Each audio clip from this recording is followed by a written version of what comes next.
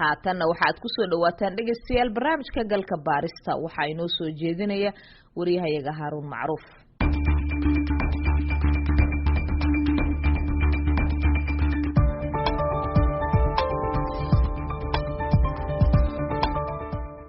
tobankii bishii Maarso ee sanadkan waxaa xariga laga jaray garoonka diyaaradaha ee magaalada Baraawe oo dhismihiisu uu soo socday in muddo ah.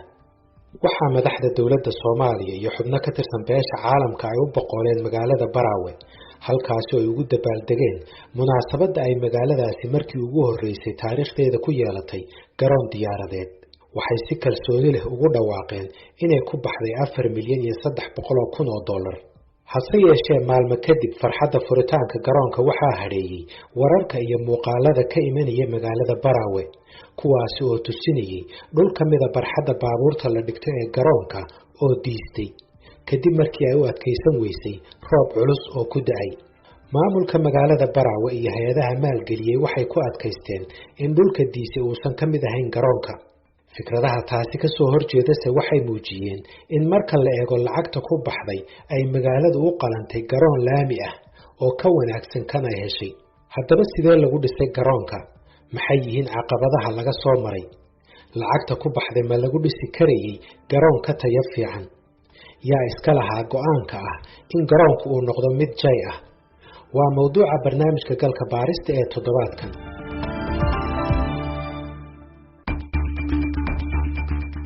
garoonka magaalada Baraawe waxaa maalgelisay hay'adda lagu magacaabo Sanduuqa Xasilinta Soomaaliya ama Somali Stability Fund oo ay hay'ado iyo dawlado deeqda bixiya ku jiraan sida Midowga Yurub, Britain, Netherlands, Norway, Sweden, Denmark iyo Jarmalka. maamulka Koonfur Galbeed iyaga waxaa loo xil saaray inay keenaan goobtii laga dhisi lahaa garoonkaasi. inkastoo magaalada Baraawe laga xoreeyay ururka Al-Shabaab bishii Sebtembar 2014 haddana maleeshiyaadka Al-Shabaab kama foga magaalada waxayna si joogto ah weeraro gaadma ah ula beegsadaan ciidamada dawladda iyo kuwa AMISOM. shirkadda dhismaha iyo maamul goboleedkuba waxay sheegeen in Al-Shabaab ay weeraro joogto ah ku haysay dhismaha garoonka. laakiin caqabadaha amniga waxaa weheliyay kuwa dhinaca juqraafiga ah. Cabdullaahi Aadan Axmed Black waa wasiirkii hore ee duulista iyo gaadiidka ee maamul goboleedka Koonfur Galbeed. waxa uu galka baarista uga waramay sida uu ku bilowday dhismaha garoonka. waxaan xasuustaa 2016 laga soo bilaabo 11 jeer ayaan helicopter ku tagay aniga kula hadlaaye anagoo raadinaynay oo mar walbana dad aqoon u leh arrimaha aeroboorada aan geynay dhulku habboon inaan helno. hawshaasu dhibaato badan baan kala kulannay.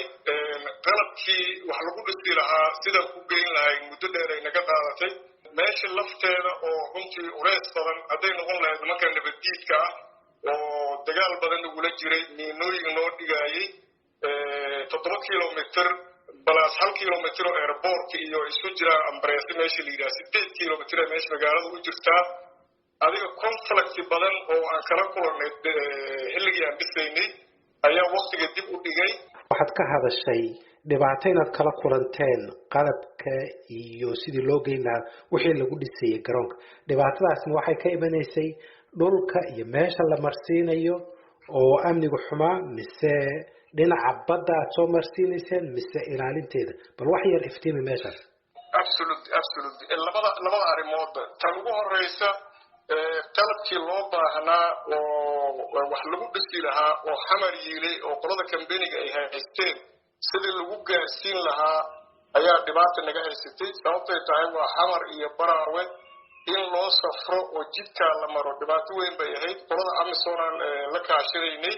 laakiin way adkaatay in safarka jidka Baraawe iyo xamar isku xiraba in la maraa adkaatay. mar dambe oo intaan hawsha ku dhex jirnay waxaa bilowday in markab xamar wax ka qaadayay markii jidka uu go'ay already oo AMISOM logisticadeeda meesha tagi weysay.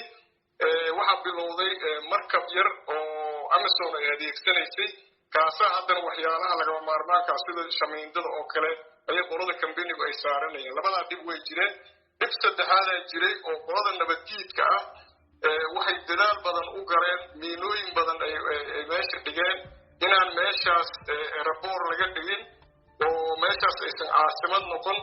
dagaal aan kala joogsi lahayn ay nagu hayeen ayaga laftooda.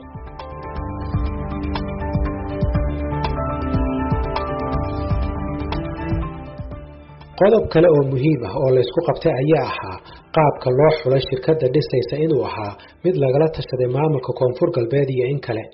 sida uu sharaxayo guddoomiyihii hore ee degmada Baraawe Aadan Cumar Madoobe oo xilliga uu xilka hayay ay bilaabantay shaqada dhismaha garoonka. Aadan Cumar Madoobe oo haatan ah isku duwaha xiriirka degmooyinka gobolka Shabeellada Hoose waxa uu ku doodayaa in isaga laga talageliyay xulashada shirkadda dhisaysa garoonka.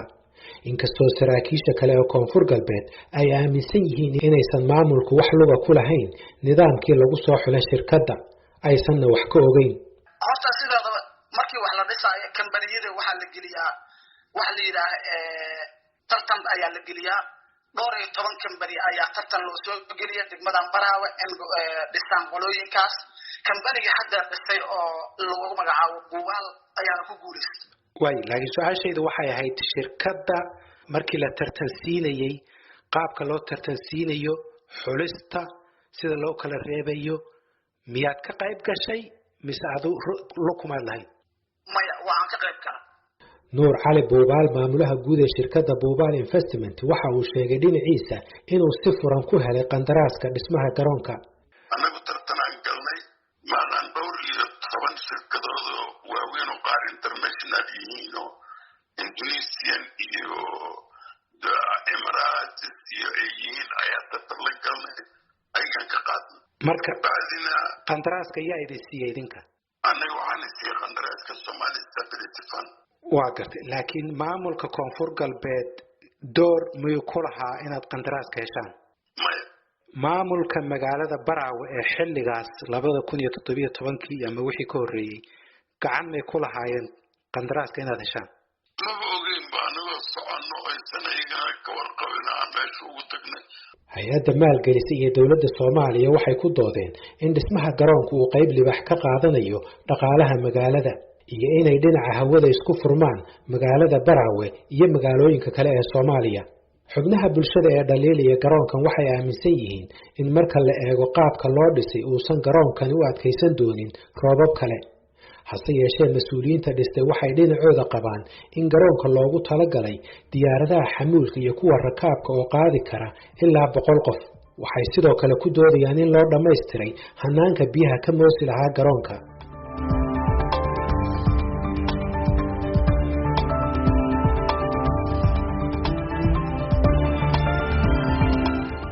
waxaa kaloo su'aali ka taagan tahay in garoonka laga dhigi karayay laami xataa qiimuhuba kor ha u kacee. hase yeeshee maamulka gobolka shirkadda dhistay iyo maalgashadayaashuba waxay u muuqatay inay door bidayeen garoon jay ah. Cabdullaahi Aadan Axmed Black waa wasiirkii hore ee duulista iyo gaadiidka ee maamul goboleedka koonfur galbeed. mar walba garoonka inuu jay noqday oo laami lagama fikiraynin sababtoo tahay fanka ay u haayeen markaas oo ay noo sheegeen waxa uu ku filnaa weliba in keliya inta garoonka ah oo runway-ga ah ay noo sameeyaan ayaa lacagtaas way ku filnay.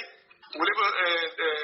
dalab baahi kalaa timid oo hadday noqon lahayd silagii, hadday noqon lahayd terminaalkii, hadday noqon lahayd waxyaalihii kale oo airportka lagama maarmaanka ahaa lacag danbaa lagu daray oo xilligaani waan wasaaradda ka wareegay ayaa lacag danba lagu daray. lacagta markaa jirtay jaaga keliya in lagu sameeyo ayay ku filnay marka laamina warkiisa maba jirinba. waxay dhinacyadaasi ku doodayaan in jaygu uu yahay kan ugu habboon isla markaana aysan suurtagal noqonin in la saaro laami. taasise waxay ku adkaatay dadka dhaliilsan inay fahmaan fulinta mashruucan. mid ka mid ah saraakiisha la socotay dhismaha garoonka waxa uu galka baarista u sheegay in dhismaha dhaba laami ah uu ku kici karay ilaa 9 milyan oo dollar oo dheeraad ah oo ay la socdaan kharashaadkii qalabka dhismaha lagaga soo qaadi lahaa magaalada Muqdisho. maamulaha guud ee shirkadda Buubaal Investment oo garoonka dhistay Nuur Cali Buubaal ayaan wax ka weydiiyay in marka hore garoonka loogu talagalay jay inuu noqdo iyo in kale. garoonka inuu laami noqdo go'aankeeda ma idinka lahaa ma waxa la idinkula heshiiyay inaad jay ka dhigtaan mise kharashka kala go'ay markaasuu jay noqday? waa kala go'ay ma jiraan oo qarasha anaga kontraadna la siiyo airportka inuu jay noqdo. jay malaygu ugu sarreeyaana ka dhignay waxaan ciyaalkan yararka ay social media soo geliyayaan maaha nin raashin oo un ku shaqeeya loo soo diray inuu airportka tastigare wuxuu qoraal ku soo baxshay in ay ku tegi karto diyaaradda 37 marka su-aasha la isweydiinaya waxa weeyaan dadku waxay leeyihiin 4,300,000 waxaa lagu dhisi karay garoon laami ah maxaad kaga jawaabaysaa waxaan kaga jawaabayaa dadku haddii aysan aqaanin waxa ay ka hadlayaan waa problem meeshaan waa bacaad oo 15 mitir sadaaqoda bacaadka ku jiray annaga dhulka inta badan 1.2 oo dhagax soo dhignaa markaas ka bacdi dhismo bilow annaga hadda asabubaan investment in lot of sense we lost his money in that airport money wax ka daran lost garay nafaan lost garay wax ka qaadsan adduunka jira garoonkaas waxaan dhisay inay 2 sano iyo dhowr bilood exactly hadda korka kama hayo laakiin 2 sano iyo wixii aan dhisay caqabado badan aan ka soo marnay baabuur nagala qarxiyey dad aan nooga dhintay waxaan ka dhaxdhacanay dhul aan dhagax lahayn sidaa la socotid baraawe dhagaxa ugu sukeeya wuxuu yaalaa 18 kilomitir oo shabaab dhexdiisa waxay nagu kaliftay inaan 500 oo nin oo ciidan oo Ugandais iyo Soomaali isugu jira inta mobil saarina meeshaas geeno oo saa dhagax lagu soo daldal oo dhib badan aad u badan laga maro waxay nagu kaliftay inaan badda xeebteeda inta baabuurta soo maraan 2 baabuur oo ka mid ah badda qaato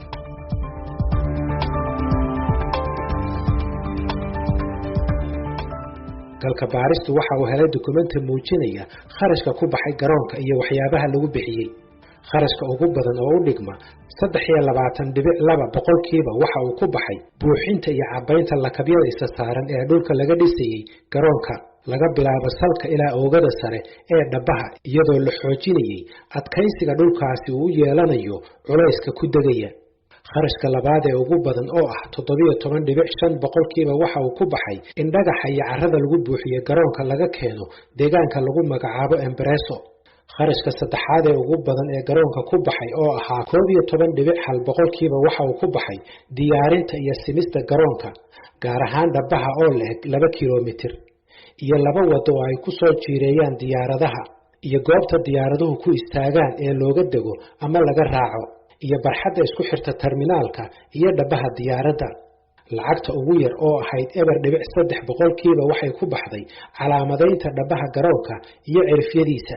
mas'uuliyiintu waxay kaloo sheegeen in asal ahaan qandaraasku uu dhigayay in dhererka dhabaha diyaaradaha ee garoonkaasi uu noqdo 1.6 kilomitir balse ay goor dambe midowga Yurub codsadeen in la dheereeyo lagana dhigo 2 kilomitir si ay ugu degi karaan diyaaradaha waaweyn ee C-130 ee tasiilaadka u wada ciidamada AMISOM dokumentiga oo arkagalka baaristuna waxa uu muujinayaa in guud ahaan garoonkaasi ay ku baxday 4,300,000 dollar dokumentigu waxa kale oo muujinayaa in lacagtaasi ilaa haatan la siiyay shirkadda 3,800,000 dollar ilaa hadda ma cadda goorta shirkadaasi la siin doono lacagta dhiman waxa qorshaha garoonka ka maqan waxay ahayd sababta ay mas'uuliyiinta iyo maalgashadayaashu uga istaageen inay dhowr milyan oo dheeraad ah bixiyaan si garoonkan dhibta badan laga maray looga dhigo laami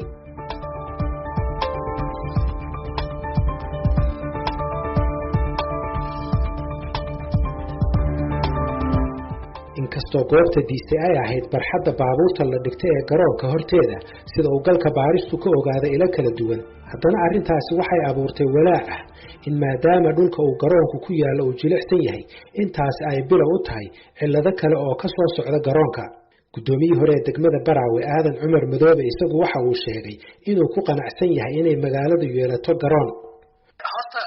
sideedaba markii oo lambarkoow aad heshaa 10 ku fikiri kartaa Baraawe sida aan ka warqabno xaawi aadan ilaahay markii abuuray iyo hadda garoon Maxamed Siyaad bar dawladdiisa dawlad caalami ah ama garoon loo helo hadda inay garoon hesho annaga aad ugu faraxsana kaaniga aan wax ku faraxsana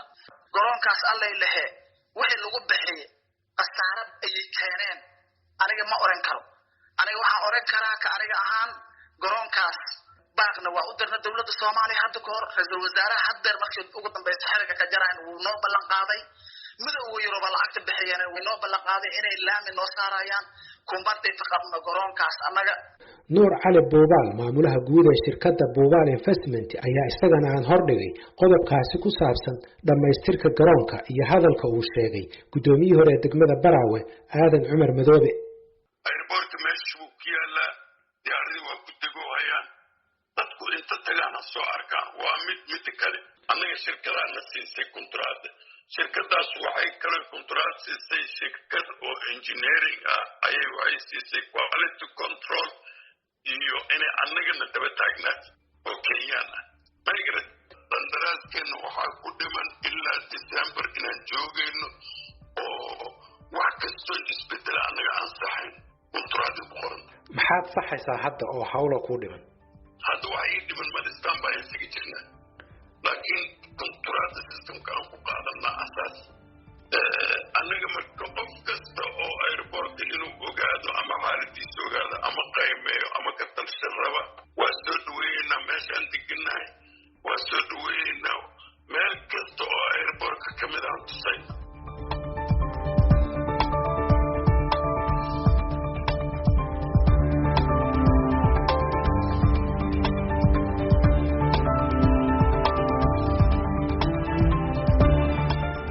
mas'uuliyiinta maamulka koonfur galbeed waxay sheegeen in shirkadda dhistay garoonka ay weli ku sugan tahay magaalada Baraawe kadib kormeerkii ugu dambeeyay ee lagu sameeyay garoonka 15kii bishii Maarso ee ayna soo dhaafnay waxay sheegeen inay shaqadoodu tahay inay dhamaystiraan wixii cilado ah ee soo baxa oo ay ku jirto inay ka shaqeeyaan xaqiijinta sidii biyaha looga wada moosi lahaa garoonkaasi gaar ahaan dhulka u dhow terminaalka iyo wadooyinka aada garoonka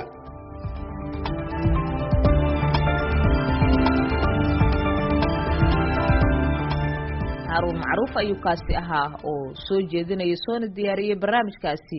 galka baarista oo halkaasi aad ka